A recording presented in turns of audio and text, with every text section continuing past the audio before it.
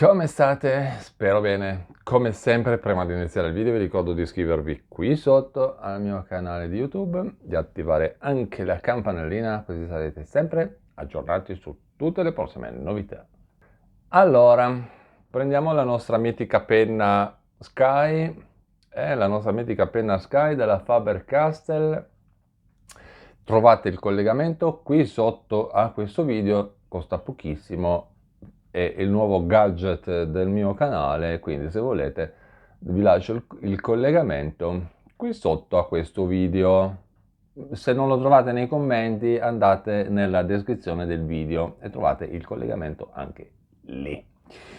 Allora, l'idea del video di oggi, quella che avete visto dal titolo, Carta ADI, come pagare l'affitto e gestire i prelievi senza commettere errori, nasce direttamente dai dubbi concreti, quindi sono dubbi reali che molti spettatori hanno espresso nei commenti degli ultimi giorni sotto i video. Ok, si è parlato, avevo accennato a un discorso del contratto di affitto e apriti cielo.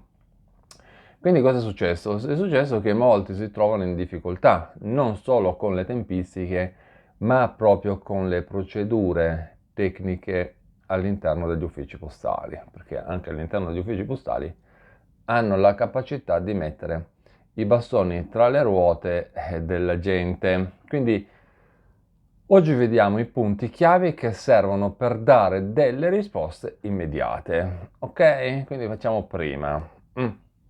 Quindi partiamo dal primo punto, il bonifico SEPA per l'affitto. Come non sbagliare in posta. Il bonifico SEPA, che poi SEPA è un codice, un acronimo, comunque il bonifico, ecco perché qua vogliamo fare tutti gli inglesi, poi alla fine riusciamo manco a fare gli italiani.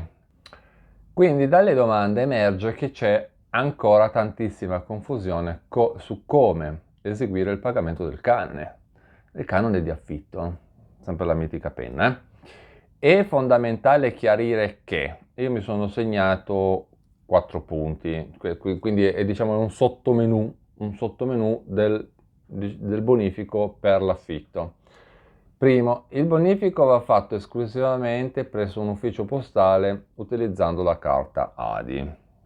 Ovviamente perché da internet non si può utilizzare quella benedetta carta, l'hanno bloccata, hanno fatto su un casino, sanno solo loro perché.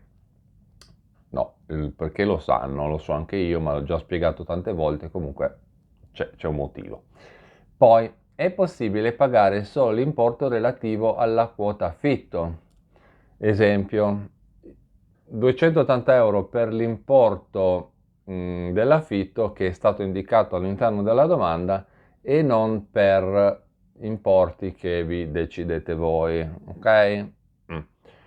Terzo punto, alcuni spettatori hanno suggerito di portare con sé all'ufficio postale la fotocopia del bonifico precedente, dell'altro o comunque un bonifico precedente o i dati del contratto registrato. Sapete che anche lì bisogna essere registrati o non registrati, solite menate. Questo per evitare proprio degli intoppi con il postino, la postina, no, il postino è quello che porta le poste, con la persona che sta dall'altra parte dello sportello, ok? E poi abbiamo, qua sì che casca l'asino, qui bisogna farci molta attenzione perché qui abbiamo il problema degli arretrati. E qui effettivamente è successo un mezzo paciocco l'altro giorno perché c'è il blocco del bonifico unico e lì abbiamo un bel problema. Dovete sapere che la carta ADI ha un limite tecnico che molti scoprono solo quando è troppo tardi e lì è un bel casino. Quindi si può fare un solo bonifico mensile per l'affitto. Questo molti non lo sapevano, l'hanno scoperto l'altro giorno. Perché? Perché c'è un punto particolare, quello che io ho chiamato l'incubo. L'incubo Allora, se l'INPS ti sblocca per esempio 3 o 4 mensilità arretrate tutte insieme, quindi non so, vi sblocca 2000 euro o più tutti di botto, quindi ti vengono incaricati tutti questi botti di soldi direttamente sulla carta, il sistema postale potrebbe impedirvi di inviare al proprietario di casa la somma totale degli arretrati in un'unica soluzione, perché riconosce il bonifico come canone del mese corrente. Quindi se vi vengono sbloccati per esempio 2000 euro e voi avete 3 mesi di arretrati, lì è un po' un paciocco, perché è difficile che in posta vi dicono sì, puoi fare, perché non è che diciamo Allora cosa succede? Succede un bel casino, succede che c'è quello che io qui chiamo il capitolo la reazione del proprietario di casa, lo sfratto a sorpresa. E qui scatta l'ansia vera, perché il proprietario di casa effettivamente non vuole sentire scuse sui limiti della carta, dice che cavolo me ne frega a me, voglio dire, cioè, no, cioè, è un problema tuo, non mio, io ho altri problemi, no? Quindi se non ricevi i soldi, facciamo un esempio, per più di 3 mesi, lui cosa vede? Lui vede un inquilino moroso, non è che vede che l'INPS ha fatto casino, lui vede che c'è un inquilino moroso, tu vai a spiegarglielo, però la fai una volta, lo fai due, la volta la fai tre, alla fine nessun effesso, e quello inizia a dire allora mi stai prendendo per i bing. Quindi, quando finalmente i soldi arrivano sulla carta, arrivano sulla tua carta, ma tu non puoi girarglieli tutti subito a causa dei limiti di prelievo o di pagamento, che comunque, vabbè, i limiti di prelievo sappiamo benissimo che sono massimo 100 euro, Sai mai che uno dovesse prelevare di più, sai, perché i soldi è meglio in tasca allo Stato che in tasca a noi, Attenzione. Quindi massimo 100 euro al mese, in contanti per i single, perché per le famiglie numerose sono poco di più, Non è che sono milioni che uno può prelevare, sono poco di più di 100 euro, Meglio in tasca a loro che in tasca a noi, Perché anche loro ragionano allo stesso modo. Per pagare, per morire c'è sempre tempo. E loro sono i primi. E poi ovviamente ci sono i blocchi sui bonifici. E a questo punto cosa succede? Che il rapporto tra il proprietario di casa e l'inquilino dopo un po' crolla, ok? Il rapporto fiduciario crolla. Quindi qua entriamo in un altro sottocapitolo, quello che io chiamo il rischio. Il rischio. Molti proprietari effettivamente stanchi di aspettare tutti questi tempi lunghi dell'INPS e ovviamente di tutte le complicazioni della carta, molte volte iniziano le procedure di sfratto proprio mentre magari i soldi sono bloccati nel portafoglio elettronico del beneficiario, quindi magari il beneficiario effettivamente ce li ha, ma non può pagare perché sono bloccati sulla carta. Quindi diciamo che è un gatto che si morde la coda, perché lo Stato vuole che la gente sia inquilina morosa dei proprietari di casa, però poi non ti dà la possibilità di pagare l'affitto. Quindi un bel momento, diciamo che secondo me il più delle volte è lo Stato che mette in atto questo meccanismo di sfratti e controsfratti. Il più delle volte la gente i soldi magari ce li ha anche, però a causa di queste leggi burocratiche del cavolo non si riesce a pagare l'affitto. Poi abbiamo un altro capitolo, il paradosso del saldo residuo. Il paradosso del saldo residuo.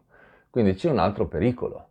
Se non riesci a svuotare la carta da migliaia di euro, perché magari avete accumulato lì, perché è arrivato questo bonifico enorme non so, di 2000 euro, non si riescono a sbloccare i fondi, e quindi di tutti questi arretrati, perché non puoi pagare l'affitto tutto insieme, c'è il rischio che poi al prossimo controllo dell'ISEE, quando il saldo risulterà maggiore del dovuto, avremo un patrimonio mobiliare ben cospicuo.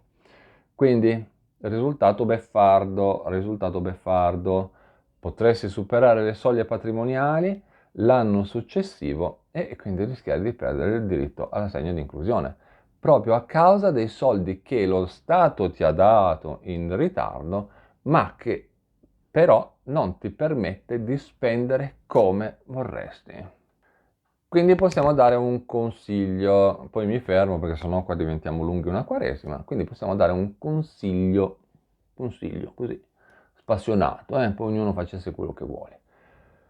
A sto punto l'unica speranza è andare all'ufficio postale e provare a chiedere un bonifico SEPA allo sportello mostrando il contratto d'affitto registrato e spiegando che si tratta tutto di una sanatoria morosità pregressa che l'INPS ha sbloccato in una volta sola.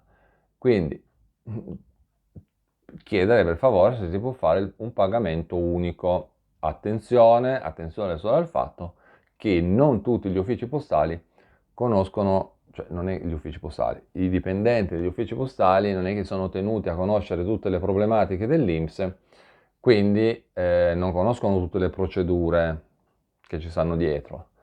E molti impiegati dicono semplicemente no, non si può fare, quindi bisogna stare lì, cercare di fargli capire che purtroppo c'è stato un disguido, un problema legato all'INPS, allo Stato e chi ci governa e effettivamente uno vuole pagare l'affitto e quindi se è possibile farlo magari spiegando un pochino meglio, loro capiscono tutto quanto e ve lo lasciano fare. Bisogna tentare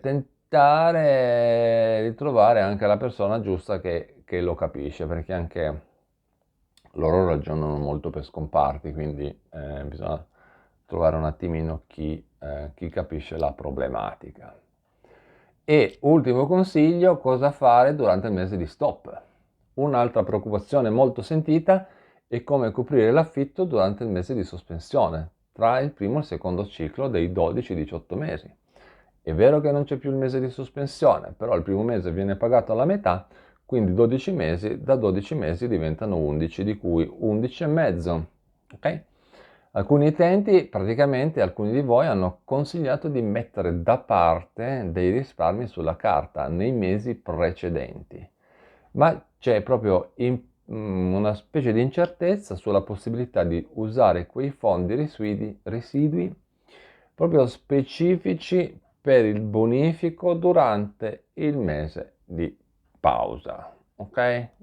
Continuiamola a chiamare tranquillamente mese di pausa perché tanto anche se in realtà non c'è più, ma tanto viene pagato al 50%, quindi è come se ci fosse il mese di pausa. È solo un po' una trovata pubblicitaria che si sono inventati.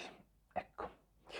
Detto questo, io vi ringrazio per avermi guardato. Se avete altre domande, come sempre, riferite a questo argomento, basta che me lo fate sapere qui sotto nei commenti. Non scrivetemi le classiche domande, vorrei sapere che giorno è quella cosa là. Fate una domanda strutturata, scrivete per bene, cercate di non fare casini, fate la domanda fatta per bene, che si capisca quello che volete sapere e io vi rispondo. Non scrivete cose del tipo voglio sapere se ho il coniglio e io che cavolo ne so se tu c'hai il coniglio, che cosa mi interessa a me se c'hai tu il coniglio.